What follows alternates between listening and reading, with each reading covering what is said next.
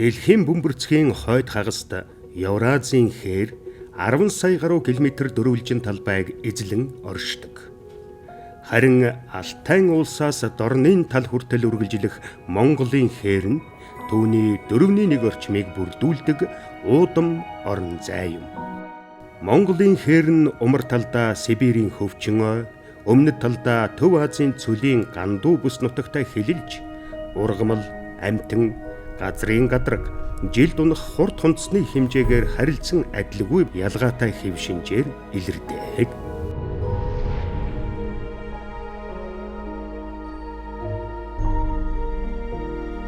Монголын хээр нь дэлхийн тэнгис далайгаас алслагдсан их газрын гүний өндөрлөгт оршдог эрсдэс уур амьсгалтай нутаг. Энэ задгай уудам орон зайд нүүдчдийн соёл хэдэн мянган жилийг дамнан оршсоор ирсэн нь унган төрхөө хадгалан үлдэхэд сайнаар нөлөөлжээ.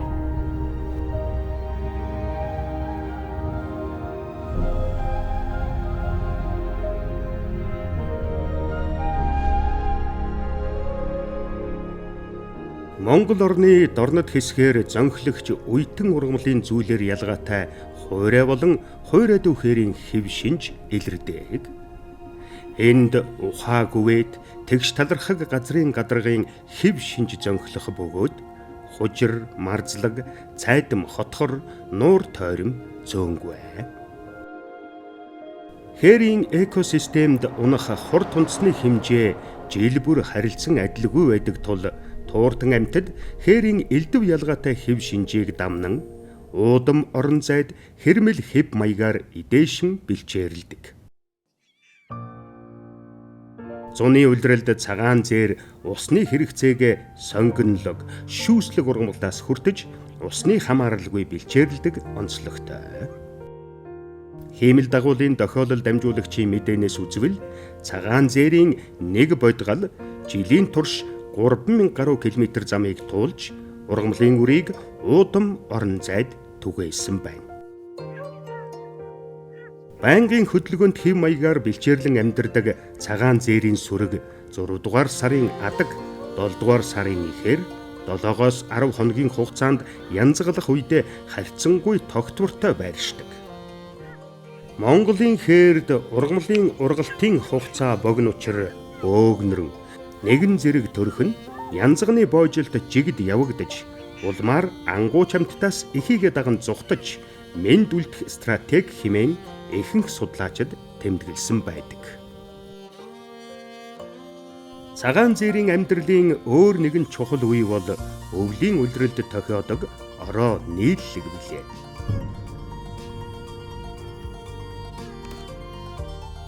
Ороо нийллэгийн үед ээрүүш сүргэн хамгаалж, оонуудын хооронд ширүүн тулаан өрнөнө. Тулаанд ялсан хүчрхэг оон өөрийн үр удмаа үлдээх давуу талыг олдог жамтай.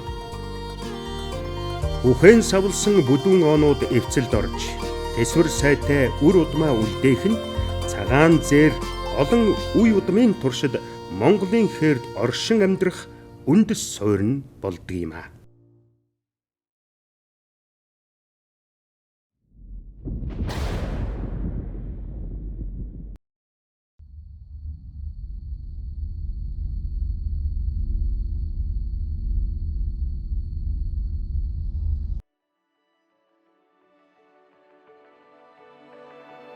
Монголын хээрд үлийн цагаан огт нь Монгол чичүүл зэрэг мэрэгч амьтад үе үе олширч, цөөрч, заримдаа бүр устж үгүй болох зэрэгээр хэлбэлзэж байдаг. Тэд нүхмалтан хөрсийг сэрүүлэхийн зэрэгцээ үе давхаргын химийн агуулмжийг сэлгэж, үржил шимийг тэтгдэг. Мэрэгч амьтан олширсан нутгийг бараадан олон зүйл ангууч амьтад үр төлөөнд төрүүлж боожулдаг. Тухайлбал энэ бүлд 5 зүнжиг мэндэлсэн нь хярсны сорчлон ангуучилдаг үлийн цагаан огт нь элбэг байгаагийн илэрхийлэл юм. Их хярс 5 үлийн цагаан огт нь барьж үүрэндээ эргэн ирж байна. 5 зүнжигтөө түүний хувьд өдөрт доод тал нь 30 огт нь барих шаардлагатай.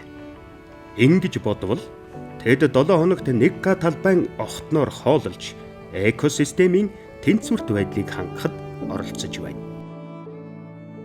Намрын улиралд хярс, шим тижээлэр баялаг, голио, зарцаа тэргүүт шулуун далавчт шавжаар голдуу хоололдог.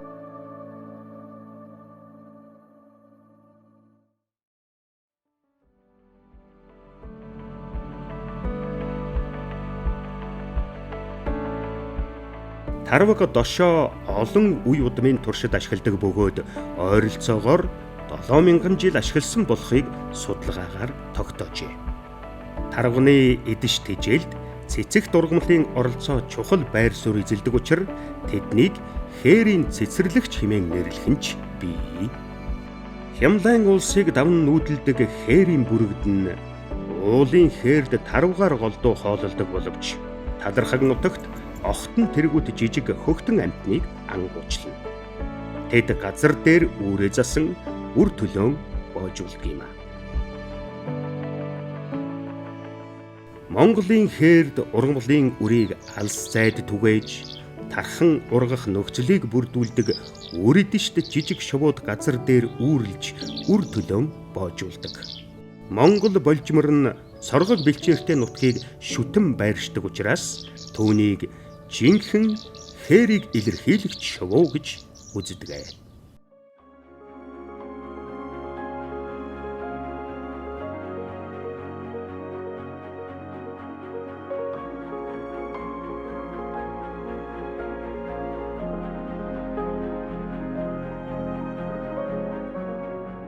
Монгол орны зүүн хойд хэсгээр орших томоохон голын сав газар уул хоорондын хөндөй дагууд нугжүүхээр илэрдэг.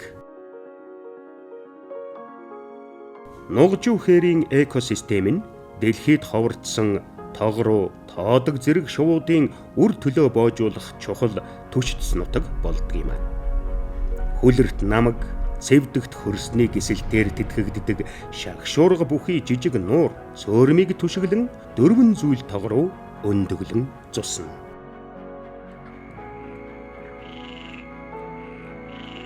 Цэн тогрооны энэ хос жил бүр дасал болсон нуурандаа хаврын ихээр нүүдлэн ирж үүрээ засаад эхэвчлэн 2 өндөг төрүүлдэг. Дэгдэхээ гарах хүртэл эцэг их шувууд ээлжлэн сар орчим өндгөөн дарна.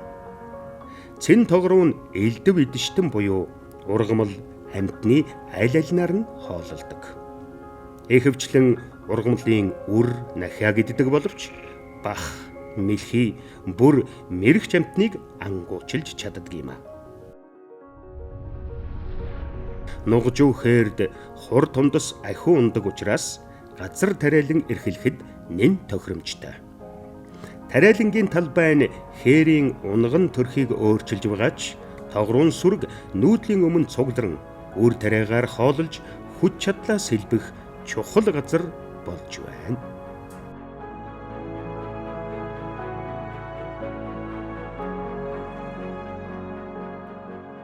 Цөл болон хээрийн ургамал сүлэлдэн ургадаг газрыг цөлжүүхээрийн экосистемд хамруулан үздэг.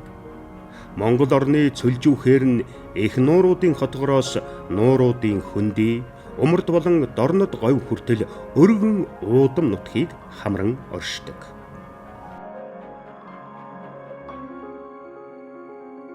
Хур тундас багундаг тачир сэрэг ургамалтай цөлжүүхээрийн экосистемд ухаа толгод, цайдам, сайр зэрэг гадаргын хэв шинж зөнхөлдөг. Цөлжүүхээрд туруутан амьтад соргог бэлчээр, усны их булаг хайн уудам орон зайд хэрн нүүдлэх нь тэдний амьд үлдэх үндсэн арга зам юм. Монгол бүхэн нь их нууруудын хотхор, шаргын хотхорд тохиолдох цөлжүүхээрийн экосистемд улирлаар бэлчээр сорчлон эртний үүсэлтэй нуурын хөвөө, хужир, марзлаг, цайдам хотхор, тэгш билийн бэлчээрийн ургамлыг сорчлон уудам орон зайд хэрж амьдардаг. Олон сая жилийн тэртегээс Монголын хээрд амьдарсан бүхэн гөрөөст тэсэн амьдрах чадвар сайтар хөгжжээ. Мал иддэггүй элдв шарилж, баглуур, будрагныг сорчлон иддэг нь малын бэлчээрийн давхцлаас зайлсхийж зэрэгцэн оршиж мэнд үлдэх арга зам гэлтэй.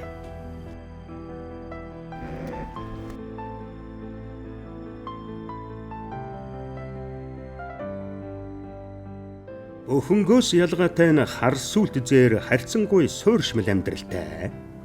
Тэд цөлжүүхэрийн хужир марзлаг цайдам хотгорыг шүтэн тэдгэрийн хооронд улирлаас хамааран ойр зайд шилжин бэлчээрэлдэг.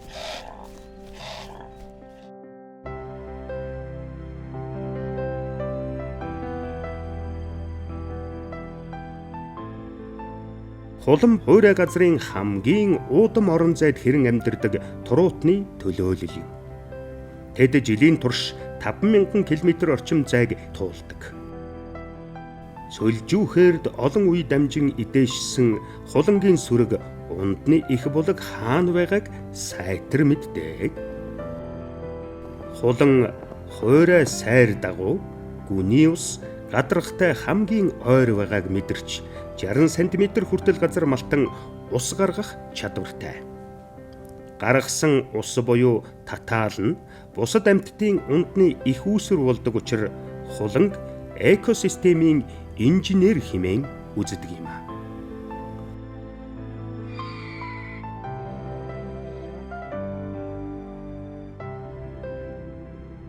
Монгол орны цөлжүүхээр болон бусад хээрийн хэв шинжид тархсан хад чулуурхаг нам болон бэсрэг уулс нь туруутан амьтдын шилжилт хөдөлгөөнд чухал идээшил нутаг нь болдог юм. Аргал хонь эдгэр уулсыг дамжин улирлаар нутаг сэлгэн сөөг жижиг дэгнүүлт үйтэн ургамлыг сорчлон идээшилж амьдардаг. Оржин чулууд тусгаар уулсаар суусрын овгийн төлөөлөл олон зүйл амтнд тохиолддог. Монгол чичүүлийн нүхрүү орон ангуучилж чаддаг. Уян хатан бие шалмаг хөдөлгөөнтэй хээрийн солонго хүнсээ базааж байна.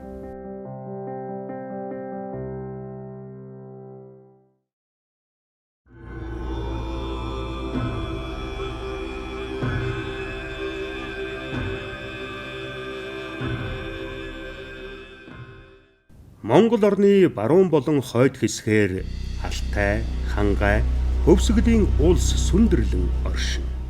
Өндөр уулын хээрийн хатуу ширүүн нөхцөлд амьтад хэрхэн дасан зохицож, даван туулж амьдардаг нь нэн сонирхолтой. Экосистемийн дээд түвшний ангууч цоохор ирвэс нь гөрөөл амьтдаа даган уудам нутгийг туулан бидэрдэг. Монгол оронд 1000 орчим цоохор ирвэс байгаа нь дэлхийд дээрх үржлийн насны ирвэсийн 1/3-ийг бүрдүүлэх ажээ. Уулын хээрийн хад цохио хавцгайт газрууд нь янгрийн байршин амьдрах таатай орчин болдог юм. Бие биеэс үл хамааран хөдлөх салаад туйрань эгц цавчим хаданд төвгүй явахт нь зохицсон. Өндөршлийн дагуу улирлаар нутаг сэлгэн бэлчээрлэх янгрийн сүргийг бараадж цоохор ирвэс нарийн тогтоосон эзэмшил нутагтаа хэрэн явдаг. Өрн дулаан цаг ирж амьтад ичээнээсээ гарснаар ирвэсийн хоолны зэс илүү баялаг болдгийг. Өдөр шөнө тэнцэх хавраас намар хүртэл хугацаанд ирвэсийн энергийн гол их үүсвэрийг тарваг бүрдүүлнэ. Ивэл өнгө сайтар хөгжсөн бие нуух чадвартай ирвэс нь хойлог тэргүүт шувуудыгч барьж чаддаг. Зуны улиралд харуу цайтай өндөрлөг газар тэхүүд сүүдэр бараатан зогсдог нь отооноос довтлон ангуучлах ирвэсийн саварт өртөх эрсдлийг нэмэгдүүлдэг юм. Энэ удаа 6 км-ийн цаанаас ч зэм илрүүлж чаддаг хараа сайтай нөмрөг тасч ирвэсийн шалмаг довтлогооныг анзаарсангүй түүнд бариулах төглөө.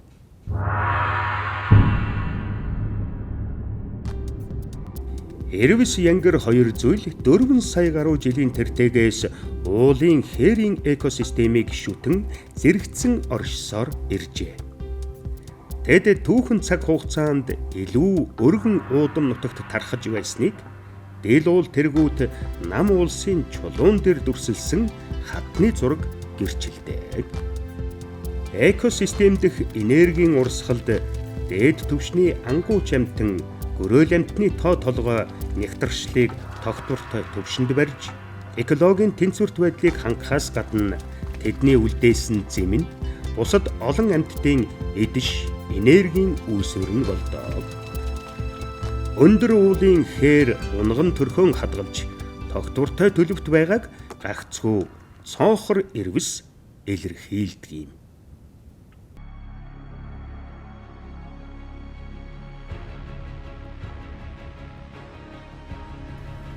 Евразийн эх хээрийн сүүлчийн голомт болж буй Монголын хээр нь Сибирийн хөвчин ой, Төв Азийн цөлийн экосистемийн завсар байнгын хөдөлгөөнд төлөвт оршдог өвөрмөц нутаг юм. Монголын хээрийн задгай, уудам орон зайд хагас зэрлэг мал адгуулдаг нүүдэлчдийн соёл хэдэн мянганыг дамнан оршсоор ирсэн нь хээрийн экосистемийг унган төрхөө хадгалан үлдэж монголчуудын олон үе удмыг өгөөжөөр тэтгэх гайхалтай боломжийг бүрдүүлжээ. Малтай зэрэгцэн хээрийн олон зүйл туруутан амтан улирал дамнан жилийн туршид хэдэн мянган километр зайд нүүдлэн амьдарсаар ирсэн. Туруутан амьтдын эдээшил эх нутаг болдог Африкийн саван төвдийн тэгш өндөрлөгийн дараа зүй ёсоор бичигдэх гайхалтай экологийн систем зөвхөн Монголын тэгш өндөрлөгт оршсоор байна.